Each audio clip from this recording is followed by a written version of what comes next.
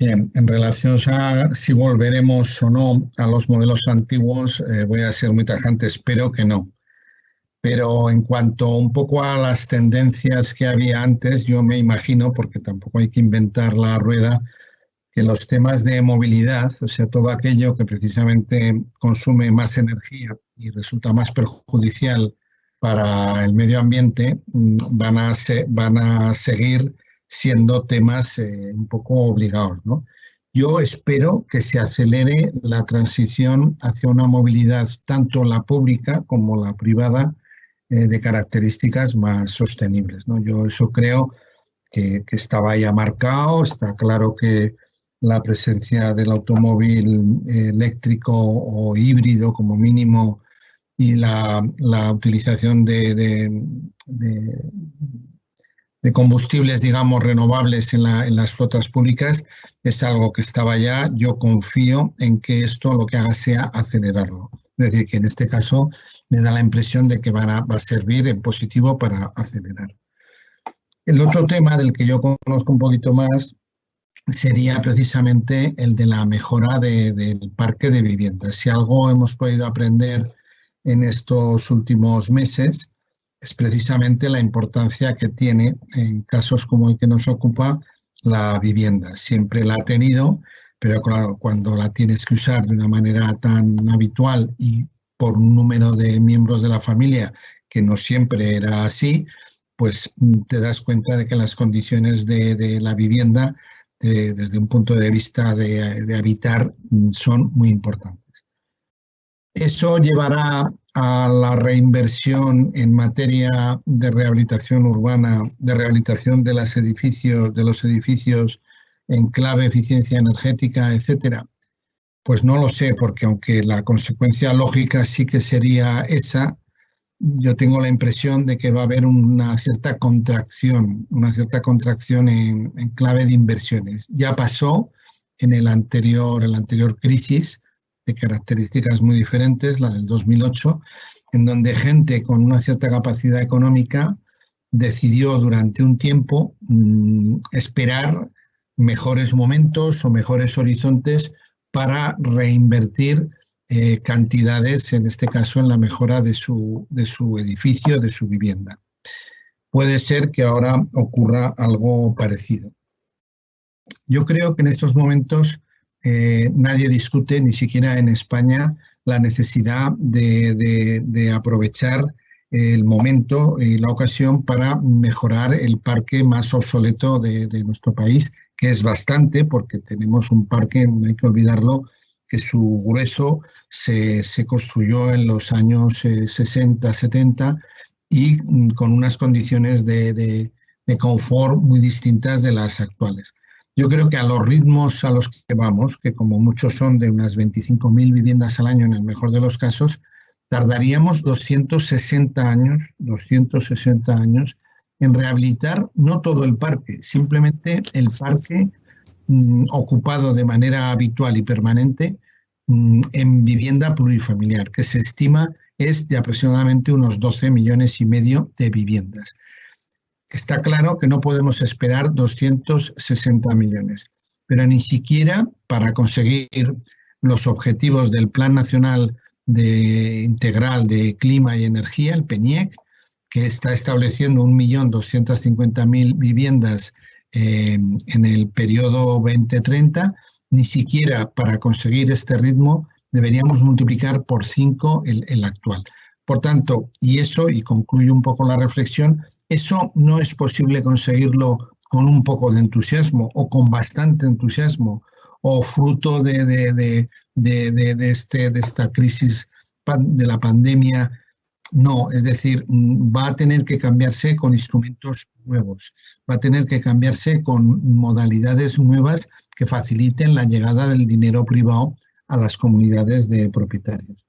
Y eso, lamentablemente, la mayor dificultad no va a estar en la parte ni económica, ni siquiera de la demanda, etcétera, va a estar en la dificultad que tenemos los seres humanos de cambiar nuestras propias mentes. Suelo utilizar una frase que dice el director de la Fundación Ecología y Desarrollo, Víctor Viñuales, que dice que el escepticismo es el mayor enemigo de los cambios. Y es cierto que ese escepticismo puede que en algunos momentos nos venga a muchos, sea el mayor. Se necesita cambiar. El sector de la construcción, que ha evolucionado afortunadamente, de palabra asume la necesidad de intervenir en el parque existente, pero solo de palabra. Luego, al pasar a los hechos, le cuesta muchísimo. Hay síntomas positivos en el mundo de los técnicos, arquitectos, aparejadores, ingenieros. Hay síntomas positivos, han tardado en reaccionar, pero han reaccionado. Pero, sin embargo, quedan también otros sectores que son verdaderas rémoras, como es el caso de los administradores de fincas, que en muchos casos son muy reacios a estas intervenciones, probablemente porque ni su formación, ni su capacidad de trabajo, ni su propia estructura profesional sea la más favorecedora para este tipo de planteamientos.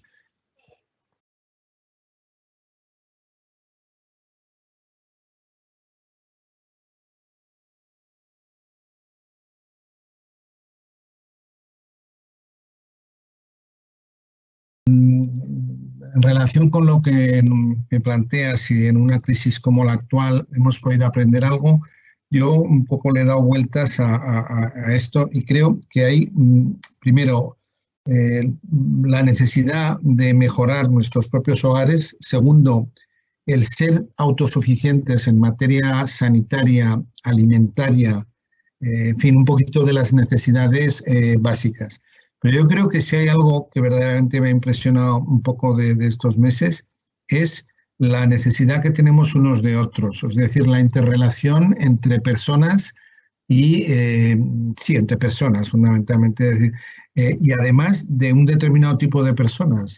Son esas personas, ha salido mil veces y porque lo digamos más, que cuidan de nosotros en cuanto a la salud, que cuidan de nuestra alimentación, que cuidan de nuestra seguridad, que cuidan de nuestro transporte, es decir, ese grupo de personas. Pero también, en clave un poco más local, está resultando un cántico a las redes locales, un cántico a la vida de proximidad, que probablemente teníamos un poco abandonada todos. No quiere decir que seamos todos más o menos simpáticos con nuestros vecinos, pero sí que nos hemos dado cuenta de la utilidad de las redes locales, de la proximidad. Y eso yo creo que nos va a perdurar, o al menos personalmente a mí me ha impresionado un poco, ¿no?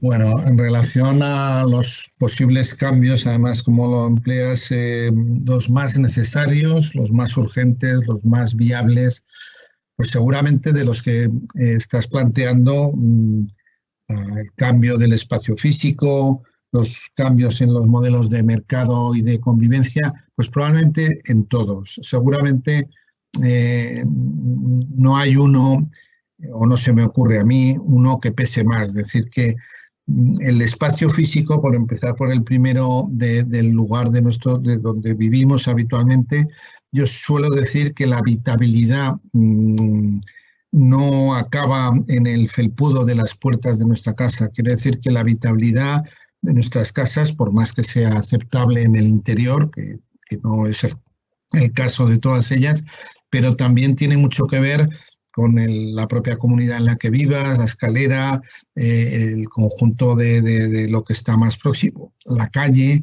en su proximidad, la cercanía o no a unos servicios básicos, como estamos viendo en estos momentos, de alimentación, de salud, de transporte.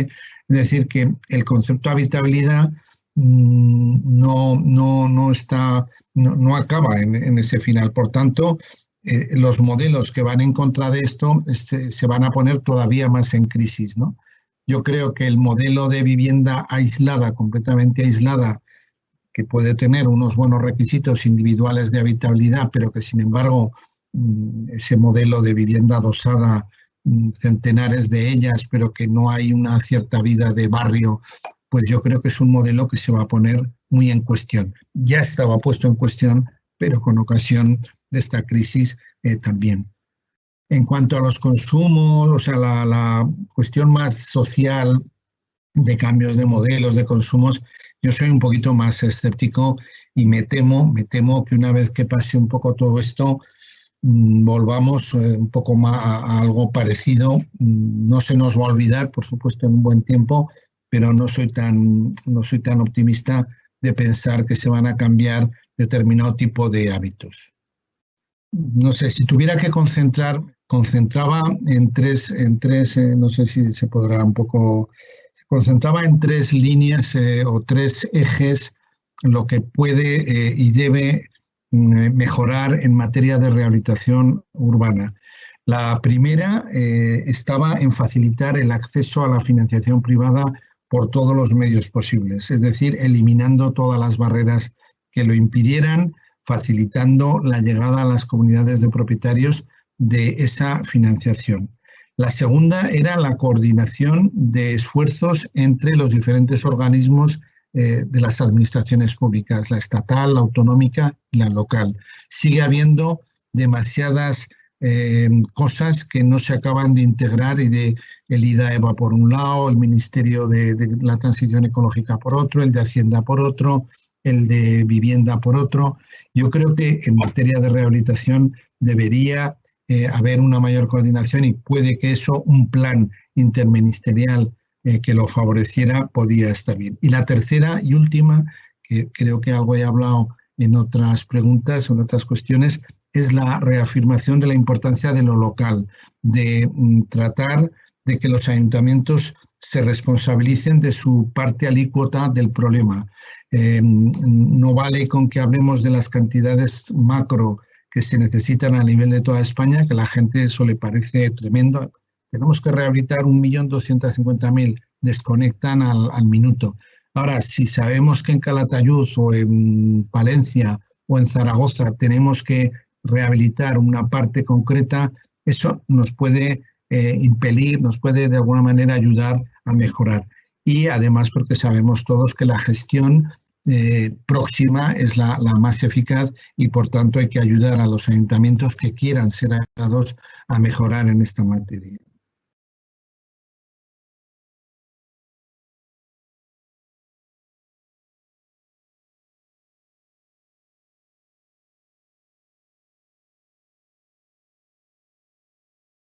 Yo creo, la pregunta un poco que me planteas de cómo podemos un poco reaccionar o cómo podemos ser más resilientes, desde hace tiempo yo suelo decir que en la materia un poquito en la que yo tengo un poquito más de experiencia, como son los temas de rehabilitación, el ir solo nunca ha sido una buena cosa. O sea, utilizo mucho ese proverbio, creo que es africano, de que si quieres ir rápido ve solo, pero si quieres llegar lejos ve acompañado.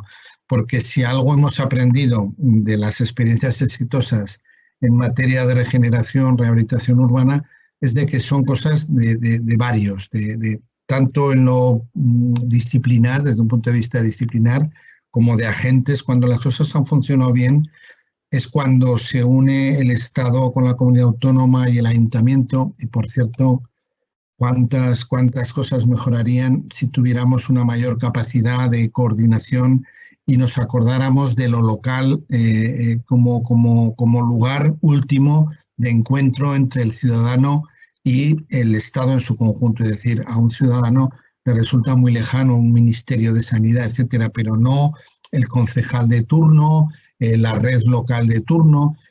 Yo creo que se tiene que reivindicar más el papel de las entidades locales que han sido muy denostadas en un periodo anterior, porque algunas han actuado mal, pero no el conjunto de todas ellas. Pero volviendo al tema, yo creo que si algo podemos hacer, lo tenemos que hacer juntos.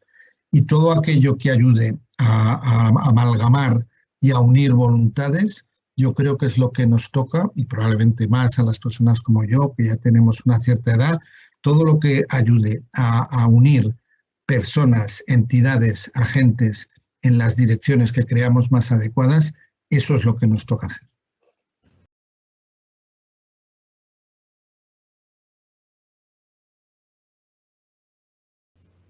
Bueno, yo creo que en relación a un poco a lo que he aprendido, me da la impresión de que me voy a repetir. Lo que he aprendido es la interdependencia, la interdependencia entre personas. Te diría que a nivel personal, y voy a ser muy sincero, he aprendido a convivir más tiempo en mi propia casa. En este caso he convivido con mi mujer, con mi pareja, y he aprendido un poquito a cocinar, cosa que no sabía, y desde luego a colaborar en las tareas domésticas un poco más. No soy de los que más he colaborado en mi vida, pero lo he hecho más en esta época y me he dado cuenta de lo monótonas que son, de lo repetitivas que son, pero también de la necesidad que hay de hacerlo. O sea, te diría más en un nivel muy, muy personal. Pero sí, la interdependencia yo creo que es la necesidad de que en esto nos vamos a salvar juntos o no nos vamos a salvar. Y vale para el cambio climático, que probablemente, como decían, es una pandemia todavía más peligrosa que el virus del coronavirus, porque es una pandemia silenciosa que avisa de vez en cuando con algún zarpazo, con algún golpe de calor extraordinario, como los que estamos empezando ya a vivir y los que llegarán, con alguna cuestión de tipo lluvias fuertes, etcétera, pero que es una pandemia o una crisis más silenciosa, mucho más peligrosa porque no nos acaba de poner en alerta. Y a pesar de que llevamos muchísima gente, mucha gente, clamando desde hace más de 25, 30, 40 años en algunos casos sobre este problema, lamentablemente, aunque está más en la agenda, sigue habiendo poca sensación de alarma. No lo sé si esto que ha ocurrido en estos últimos meses va a servir para acelerarlo o no. Ojalá sea para eso.